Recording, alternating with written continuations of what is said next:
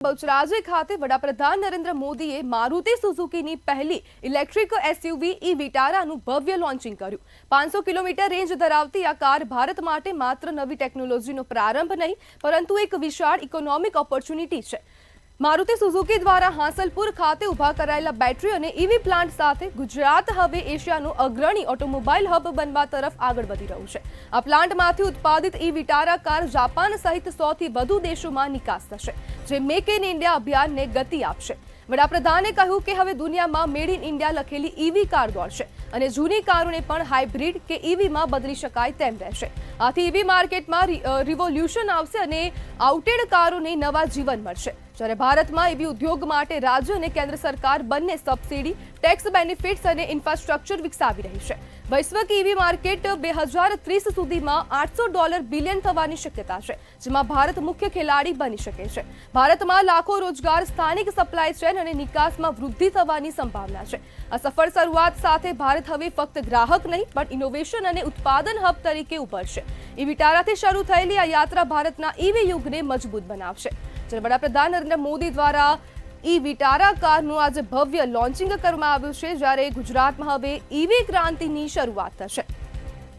જ્યારે પીએમએ મારુતિ સુઝુકીની ઈ વિટારાનું આજે લોન્ચિંગ કર્યું છે અને બહુચરાજી ખાતે આવેલું આ જે પ્લાન્ટ છે તેનું ઉદ્ઘાટન કરવામાં આવ્યું છે।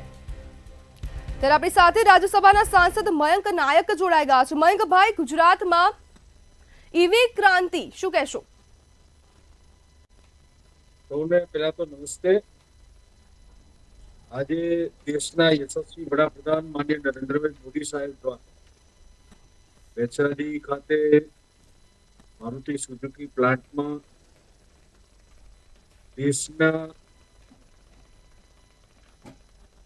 વ્હીકલો, 4 વ્હીલર ટ્રાન્સપોર્ટેશન કાર્સ માટે એક ઈ વ્હીકલ બેટરી સંચાલિત આખું જે સ્વાવલંબી લોકલ ફોર વોકલના નિયમ સાથે કે ભારતના અંદર જ બનેલું 100% એવા મારુતિના આ પ્લાન્ટનું આજે લોકાર્પણ કરવામાં આવ્યું અને એમાં બનતી ગાડીઓ એ 100 કરતા વધારે દેશમાં એક્સપોર્ટ થવા, એટલે માનનીય પ્રધાનમંત્રીનું જે વિઝન છે 2047માં ભારતને વિકસિત ભારત બનાવવું અને મેડ ઇન ઇન્ડિયા બનેલું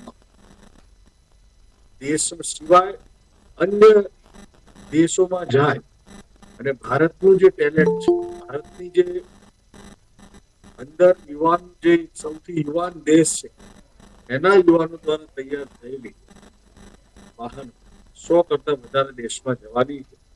બીજું, આજે પણ એમણે એવું કહ્યું અને પ્રધાનમંત્રી કે આ ટેકનોલોજી એવી છે કે જૂની ગાડીઓને પણ તેઓ કન્વર્ટેબલ કરાવી શકશે।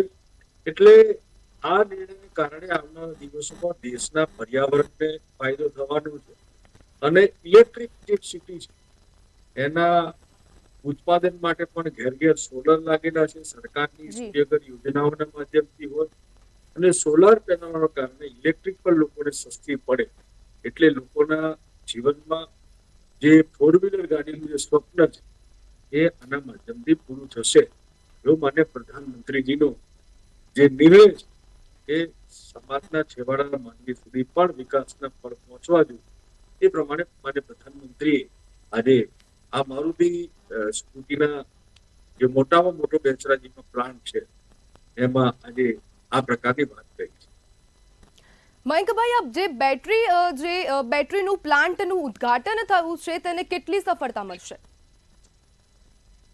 જેને ઉદ્ઘાટન કર્યું છે કંપની જાપાનીઝ કંપની છે, જાપાનની ટેકનોલોજી વાળી કંપની છે અને દેશના યુવાનોના ઉદ્યમ ને પરિશ્રમ ને એમની ટેકનોલોજીથી વાકેફ એવા યુવાનો આ પ્લાન્ટની અંદર પોતાની જે અનુભવ છે એનો ઉપયોગ કરવાના છે અને આ પ્રકારના ઉત્પાદનો કેવી રીતે સફળ થાય એના ટેસ્ટ પણ એમને કરી લીધેલા છે।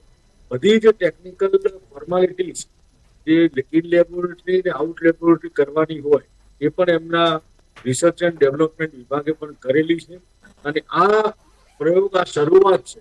આવનારા દિવસોમાં આ જ પ્રકારના પ્લાન્ટો ભારતની અંદર અન્ય રાજ્યોમાં પણ અન્ય જે મોટર્સ વ્હીકલ બનાવતી કંપનીઓ છે, 4 વ્હીલર બનાવતી કંપનીઓ છે, એમના ત્યાં પણ આવનારા દિવસોમાં આ પ્રકારની ગોઠવણ આવનારા દિવસોમાં થવાની છે.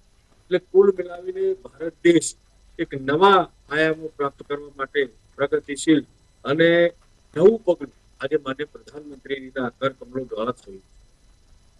જી બિલકુલ મયંકભાઈ, આજુબાજુના વિસ્તારોને શું રોજગારી મળશે?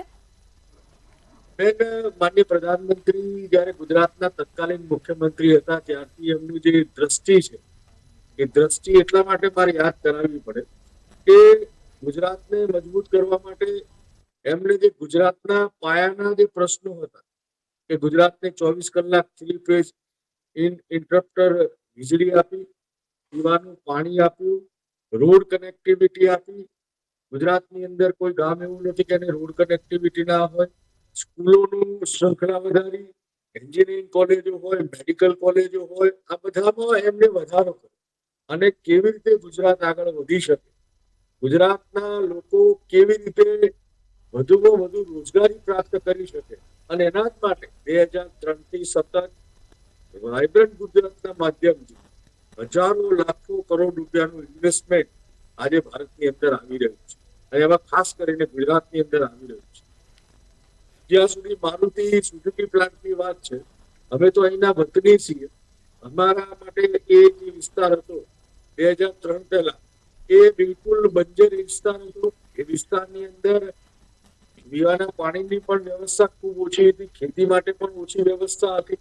પરંતુ જે પ્રકારે માન્ય પ્રધાનમંત્રી તત્કાલીન મુખ્યમંત્રી તરીકે વાઇબ્રન્ટ ગુજરાતના માધ્યમથી મારુતિના પ્લાન્ટ લાવ્યા અને મારુતિની જોડે જોડે એની જે અન્ય પાર્ટ્સ બનાવનારી કંપનીઓ એ પણ અહીંયા આવી, અને એને કારણે એ વિસ્તારની અંદર ન કેવળ રોજગારી પરંતુ એ વિસ્તારની અંદર ખેડૂતોને પણ જમીનના સારા ભાવ મળવા મળ્યા. એ વિસ્તારના પીવાના પાણી માટે અને ખેતી માટે નહેરનું પણ નેટવર્ક ઉપલબ્ધ થવા માંડ્યું, અને એને કારણે એ વિસ્તારનો જે વિકાસ થયો છે એ ઉડીને આંખે વળગી એવો છે.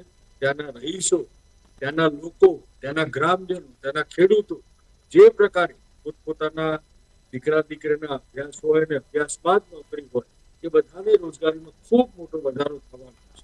અને આ નેટવર્કને કારણે ભારતની અંદર જે માન્ય પ્રધાનમંત્રી રોજગારીની તકો ઊભી કરી રહ્યા છે, એ જ પ્રમાણે ગુજરાતની અંદર પણ આવા અનેક પ્લાન્ટો અલગ અલગ વિસ્તારની અંદર ટુરિઝમના માધ્યમથી હોય, ઇન્ડસ્ટ્રીના માધ્યમથી હોય, ઇન્ફ્રાસ્ટ્રક્ચરના માધ્યમથી હોય, માન્ય પ્રધાનમંત્રીની જે દીર્ઘ દ્રષ્ટિ છે એને કારણે ગુજરાતના યુવાનોનો ફાયદો થાય છે.